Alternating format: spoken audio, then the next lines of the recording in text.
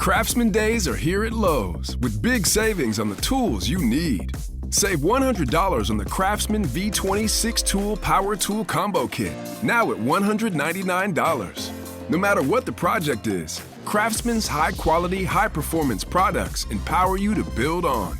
Stop by your nearest Lowe's store and check out the full line of Craftsman tools today. Valid through 6/18 while supplies last. Selection varies by location. Nats Chat is brought to you by Walters. Walters is the best sports bar in Navy Yard, located just across the street from Nationals Park. Also a great place to check out if you're headed to Audi Field. Walters would love to host your next event. Go to waltersdc.com and click on private events to get in touch with us. Line at 2-0. Swinging a blast to left field. Call going back to the warning track at the wall, and it's gone. Home run into the Angels bullpen for Logan O'Hoppe, the fourth of the year for the rookie catcher. And the Angels lead it 2-0. First baseman's behind the runner. The kick and the pitch. Swing and a bouncer over the mound. It's fielded by the shortstop Urshela near the bag. Steps on second, and the game is over. The fireworks blast off from the rock pile in left center field as the Angels even this series at a victory apiece. Shohei Ohtani blanks the Nationals on 1 hit over 7. Josiah Gray gives up a couple, and that was plenty for the Angels tonight. And welcome to Nats Chat for Wednesday, April 12th, 2023, along with MASNsports.com Nationals insider Mark Zuckerman, who was at Angel Stadium in Anaheim, California. I'm Al Galdi, host of the Al Galdi podcast. Well, Tuesday was April 11th. It marked 1 year to the day of us learning that the learners had begun exploring selling the Nats. Here we are, 1 year later, and the learners still own the Nats, and it doesn't appear as if that'll be changing anytime soon. In the meantime, the Nats have a season to play, and they late night on Tuesday night got victimized by maybe the single best baseball player on the planet, the great Shohei Ohtani, the best starting pitcher-hitter combo in the majors since the greatest player of them all, Babe Ruth. A 2-0 loss at the Los Angeles Angels in Game 2 of a 3-game series. The Nats fell to 4-8. The Nats had 1 hit the entire game. C.J. Abrams, top of the fourth, a 2-out first pitch double to right field. That was it. That was the Nats' only hit the entire game. The Nats did work 6 walks, but as with the sale of the team, there was not a lot happening with the Nationals offense on Tuesday night, Mark. No, and, I can understand the frustration that people may have from that because certainly it's not the first time they've struggled offensively. And yet, at the end of the night, I look at this and say, I think they did an admirable job against Shohei Ohtani. They were patient. They drew walks. They gave themselves some opportunities. They hit a few balls hard. They just didn't hit them in the right spot. And I think we have to acknowledge that when you're going up against the very best like this, and Ohtani is the very best right now, you tip your cap to him. And, not to say they couldn't have won this game, but it was there for the taking. They just went up against, as you said, the best baseball player on the planet. I don't think there's any question because of what he does and how unique he is. They got their first real glimpse at him in person, and I thought they did okay. They didn't score, obviously, but I thought under the circumstances, they did all right. He was just that good. He really is amazing. I mean, it is something that he is doing something that we have not seen since Babe Ruth. Like, we've kind of become used to saying that, but I don't think we should ever not just be in awe of that. Like, that is incredible. And, what's interesting with Ohtani is that early in his major league career, he had a hard time staying healthy, and the sort of prevailing opinion became, well, he's got to pick one and go with it. He can't pitch and hit. He's got to pick one and just do that because this trying to do both, it's just not going to work. His body's not going to hold up. Well, here we are. These last few years, he has been sensational. And his ERA now for this regular season, 0.47. And, you just go into a game now against him kind of knowing it's going to be a long night. This reminded me of those Sandy Alcantara games for the Nats last season where you just feel helpless. And, if you do anything, it almost feels like an accomplishment. Like, he really is a special player. And we all saw that on Tuesday night. Right. So I asked Josiah Gray about this because he actually was both a pitcher and a position player not that long ago when he was in college. And he said he can't help but admire it himself. And he has all these questions in his mind, like, how does he have time to hit? How does he have time to pitch? How does he have time to work on all these things? What does he do in between innings? Josiah was in awe of it. I think any professional athlete would have to be. This is just unprecedented what this guy does. It would be one thing if he was just an average major league pitcher and hitter. That would be remarkable in itself. But he's not. He's a really good pitcher and a really good hitter. And it is astounding. And like you said, the fact that his body is held up, he has figured out how to do this, the formula to keep himself available to do this. It's truly amazing. And I agree. I don't think we should take this for granted. I remember at the time also people saying, well, this is going to be the start of a new wave of two-way players. Well, no, there aren't any others. This is the guy. He is a unicorn. He is the one and only, and it is a treat to get to see him do it. So the final line for Ohtani on Tuesday night, 7 scoreless innings with 6 strikeouts. He did issue 5 walks. The Nats did work their walks. They finished with 6 for the game. Like I said, the lone hit of the game, that C.J. Abrams double in the top of the 4th. But otherwise, that was it. I mean, I don't know how much there really is to say about the Nationals offense. Keibert Ruiz did work a couple of walks. But, this Nats offense, which was really bad over the team's first 7 games, then was a lot better these previous 4 games. I don't really put a lot of stock into this game as meaning like, okay, now the offense is back to being ice cold. Like, again, the matchup on Tuesday night was tough. I did want to reference this, though, and I saw you tweet about him. Keibert Ruiz. So, we have seen various Nationals at various points here, especially recently, hit and do things. Victor Robles comes to mind. Dominic Smith comes to mind. Joey Meneses, Lane Thomas, etc. We're not seeing a lot from Keibert Ruiz offensively right now. Now, he did have the 2 walks on Tuesday night. Early in the season, he had some decent games offensively. But what's kind of standing out to you with Keibert right now as a batter? Well, after that first inning at bat, and it wasn't necessarily the same the rest of the way, but after that first inning at bat, I tweeted because I've really noticed it this week on the road trip. He swings at the first pitch almost all the time, and he frequently is making outs on the first pitch. Now, he hit that ball hard, and there were people getting upset at me for making a big deal out of this and saying, oh, I guess he shouldn't hit the ball hard. Yeah, I wasn't just talking about that particular at bat. I'm talking about overall. He does get swing happy. He sometimes goes after a pitch just because he knows he can make contact. If you're going to swing at the first pitch, there's nothing wrong with that, but make it a good one to put good contact on. Now, that one, like I said, was a hard ground ball, but he does hit a lot of ground balls. There has been a lot of weak contact so far this season from him. Now, the rest of the night, amazingly enough, he drew the 2 walks. He had a strikeout, so that was a longer at bat. So he was a little more patient after that. But I would like to see him, and I know the Nationals would like to see Keibert Ruiz be just a little more selective. He has great bat-to-ball skills, but just because you have that doesn't mean you have to put the bat on the ball anytime the pitch is in the zone or even just off the plate. Especially early in a count, find your pitch, keyhole, the place you can make great contact on and go for it there. Otherwise, it's okay to let a pitch go, try to work the count a little bit. I also wanted to reference this with the Nationals offense. So once again, Alex Call was the Nats' number 1 batter in this game. He went 0 for 3 with a walk, but he in the top of the first drew a leadoff walk despite having been down in the count at one point, 1-2. Alex Call is doing this on the regular, getting on base in the first innings of games. He now has 4 walks in 5 games as the Nats' number 1 batter this season. 4 first inning walks in 5 games as the Nats' number 1 batter this season. That's something. I mean, I don't know what this means. I don't know how sustainable this is for Alex Call, but geez, he is getting on base at a high clip. His on base percentage for this season now is at .400.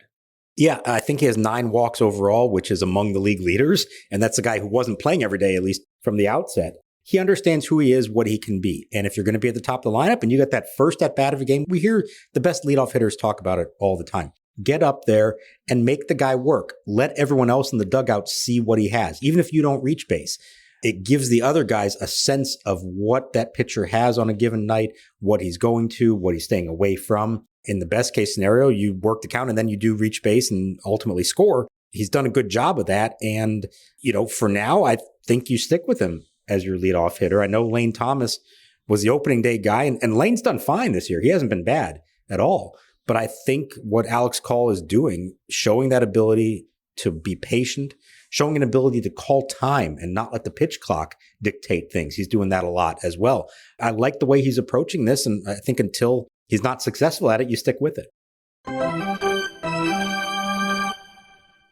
Hey guys, it's Al Galdi for Window Nation. Everyone loves a smart investment, especially right now, and there is no better place to put your money right now than in your home. If your home is 20 years old or older, Window Nation has the perfect offer for you. Get 0% financing for 5 years. This is unheard of. 0 interest for 5 years. Plus, Window Nation will give you 2 free windows for every 2 windows that you buy. Protect and increase the value of your home today. Get this special deal. Call 866-90-NATION or visit windownation.com and tell Window Nation that Al Galdi sent you. You can save up to 30% on your energy bills. You can increase the value of your home by up to $12,000, and you can pay 0 interest for 5 years and get 2 free windows for every 2 windows that you buy. And this goes for any style of window from Window Nation. There is no limit. Save thousands of dollars on your new windows and then save thousands of dollars on your energy bills, all while upgrading the look and feel of your home. Call 866-90-NATION or visit windownation.com. That's 866-90-NATION or windownation.com, and tell Window Nation that you want the deal that you heard about from Al Galdi on the Nats Chat podcast. Again, 0 interest for 5 years plus 2 free windows for every 2 windows that you buy. 866-90-NATION or windownation.com. That's 866-90-NATION or windownation.com, and tell Window Nation that Al Galdi sent you. Abrams shaded up the middle. Nats hoping to get a double play here. 2-2 delivery from Gray. Is strike 3 called? Changeup over the outside corner at 90 miles an hour. They had busted Ohtani up and in. So Josiah Gray was the National starting pitcher on Tuesday night. No, he was not at the level of Shohei Ohtani, but for a second consecutive start, he did a pretty good job. The final line, 2 runs in 5 2/3 innings. Only gave up 4 hits. One of the hits was a homer, but it was a solo homer. The other 3 hits were singles. He did have some control issues. He issued 2 walks and 2 hit pod pitches. He, over his 5 2/3 innings, threw 103 pitches, just 55 strikes versus 38 balls. You look at the innings in which Gray gave up runs here. Bottom of the 4th, a run on back-to-back hit by pitches of Taylor Ward and Mike Trout. That obviously was not good. Then he gave up. Gray did an opposite field single by Shohei Ohtani to left field to load the bases, and then came an RBI sac fly by our old friend Anthony Rendon. And Gray, during the Rendon plate appearance, threw a pitch that went to the backstop. Now, luckily, ricocheted right back to Keibert Ruiz. Didn't go down as a wild pitch, but I mean, that could have been disastrous. So clearly some control issues for Gray in that 4th inning. And then bottom of the 6th, he gave up a run on a leadoff homer by Logan O'Hoppe on a bomb to left field, 414 feet per Statcast. Then Gray gave up an infield single to Taylor Ward on a grounder that, was not easy, but was not fielded well by the third baseman, Jeimer Candelario, kind of booted it. And then Gray issued back-to-back 2-out walks of Anthony Rendon and Hunter Renfroe, and Davey pulled Gray from the game. So certainly some control problems in the game at times.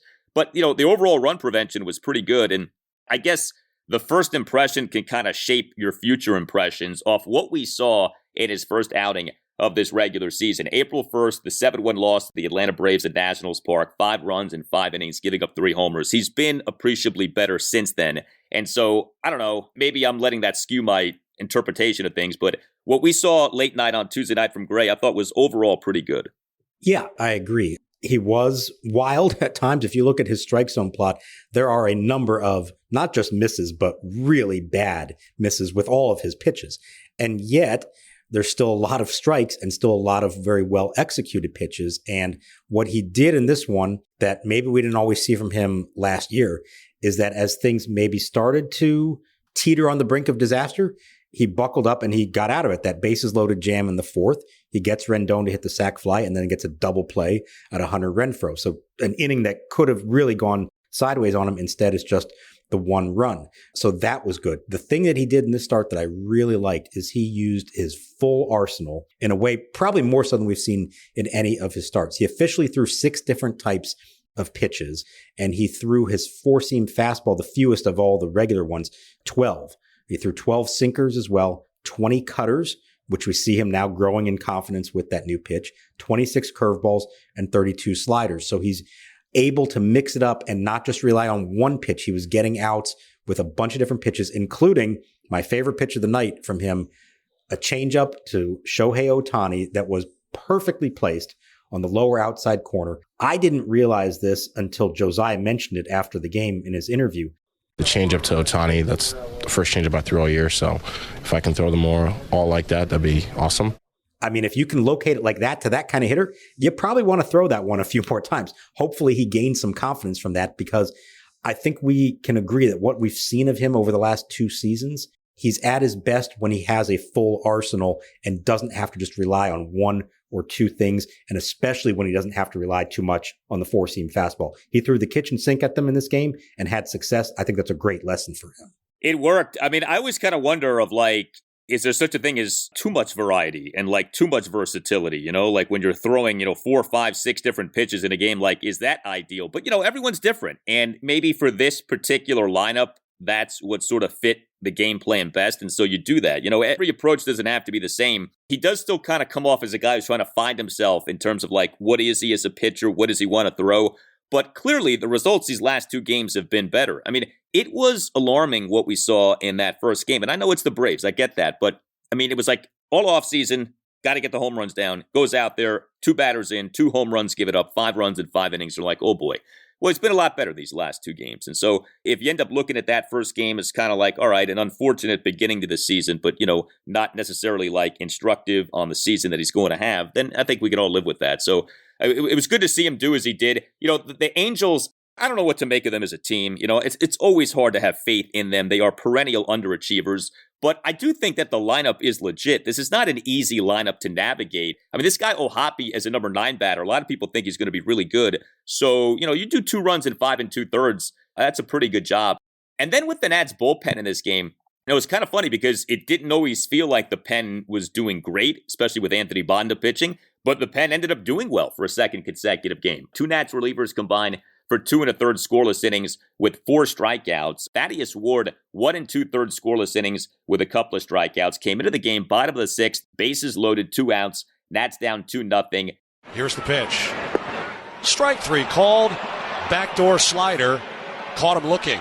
For a second time in as many games in this series, a Nats reliever comes into a game at a tight spot and gets a big strikeout. Hunter Harvey on Mike Trout on Monday night. Thaddeus Ward of Luis Rengifo on Tuesday night. And then Anthony Banda, remember coming off that disastrous outing in Colorado, he ended up in what was a scoreless bottom of the 8th for the Angels, throwing 2/3 of a scoreless inning. He issued 2 walks. He threw a wild pitch. He only threw 13 strikes out of 25 pitches, but he also had 2 strikeouts. So it wasn't pretty, but Banda was able to escape without giving up a run. And the bullpen for a second consecutive game did its job.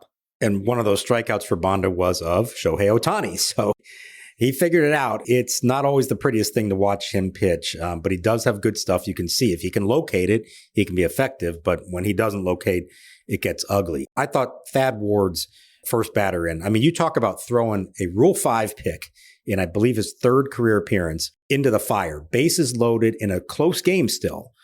I know they're trying to find low leverage spots for him. That hasn't happened. Every game on this trip has been compelling, close, tight games. So there has not really been an opportunity for him. They got to a point where he kind of had to pitch in this game. And so you throw him into the fire like that.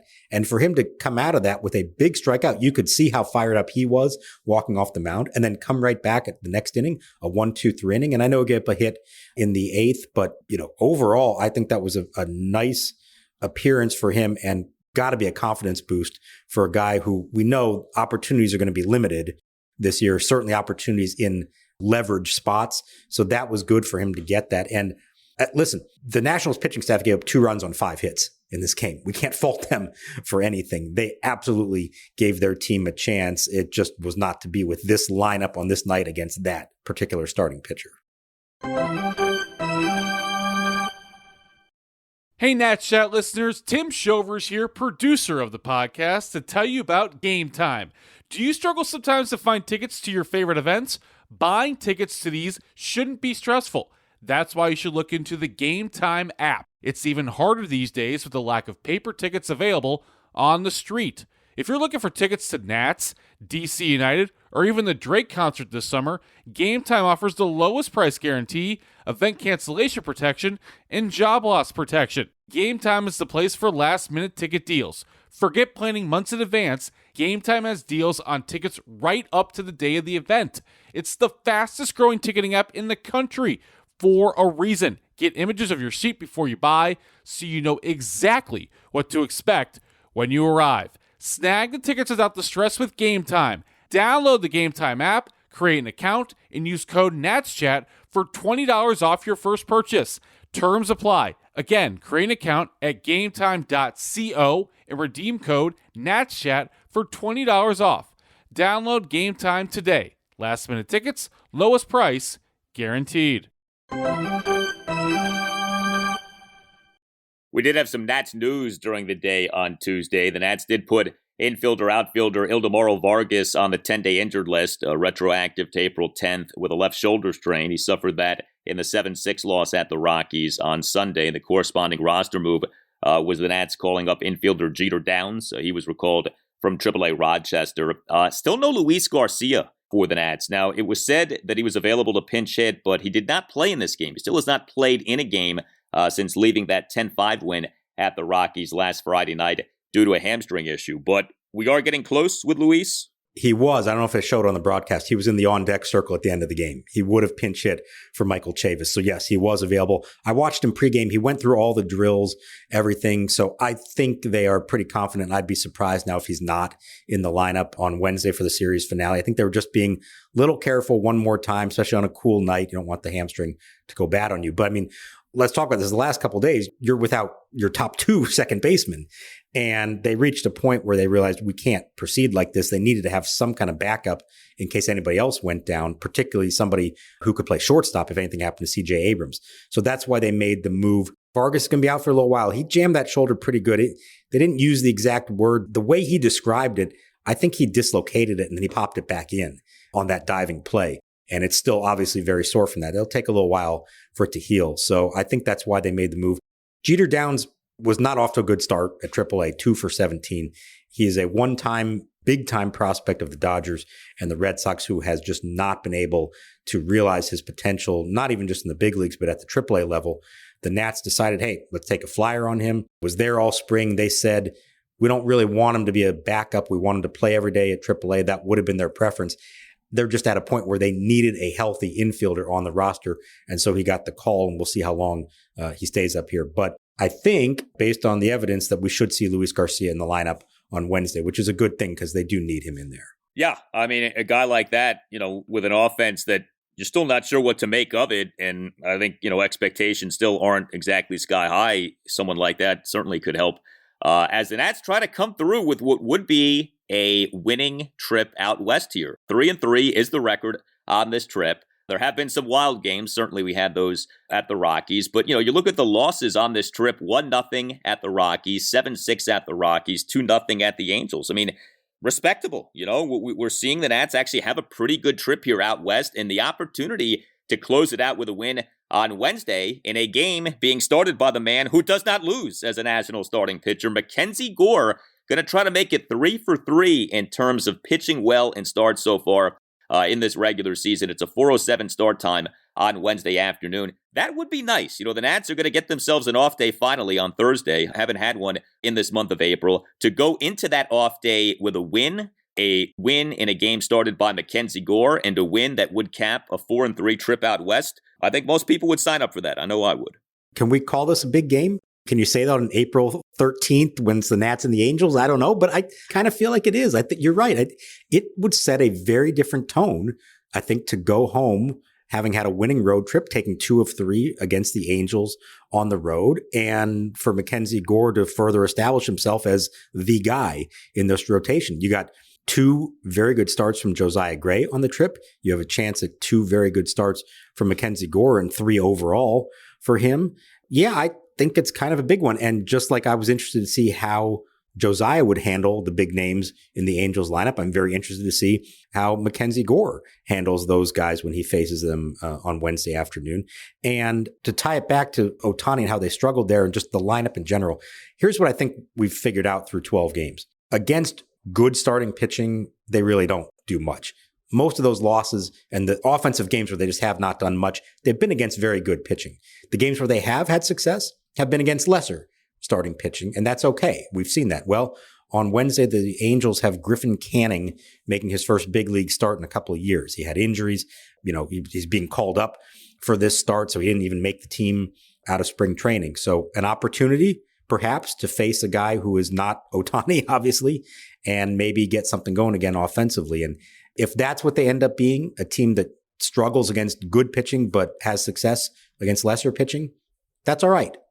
At this stage of their development, that's okay. And especially when they're getting good quality starts from their young future stalwarts in this rotation. Yeah. And I mean, there are only so many really good starting pitchers in baseball, especially now. So if you struggle against the A-level guys, but you can make hay against, the non-A-level guys, then, that's not the worst thing in the world. I think the concern was that, they were going to have problems against a lot of different teams. And we'll see. I mean, again, it's still early in the year. You still worry about the lack of power. I don't know how that you don't, but at least what we saw in the previous 4 games prior to this Ohtani game, I mean, the team is capable offensively. Like, it's not, unfathomable that the team could have a stretch of, 2, 3, 4 consecutive good offensive games, as ended up being the case. Well, you hit us up on Twitter. Tell us what you think at Nats_chat. You can email the podcast, natschatpodcast@gmail.com, including if you would like to sponsor the Nats Chat Podcast. Email Tim Shovers at natschatpodcast@gmail.com. Do not forget about our new website.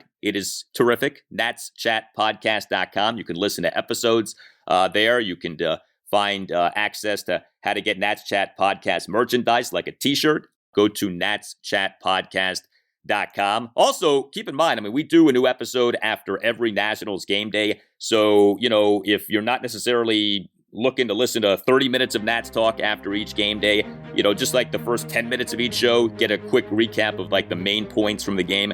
That's certainly a way to approach things as well. Lots of ways to consume what we do, lots of ways to take in what we do, and we appreciate everyone for listening to the show. All Nationals radio highlights on Nats Chat are courtesy of 106.7 The Fan. Thank you to Tim Newmark for the Nats Chat podcast music. Visit timnewmark.com. For Mark Zuckerman, I'm Al Galdi. We thank you for listening, and we'll talk to you next time on the Nats Chat podcast. The 0-2 pitch. House swings and hits a high drive to right field. Clifford on the run at the wall, looks up, and it is out of here.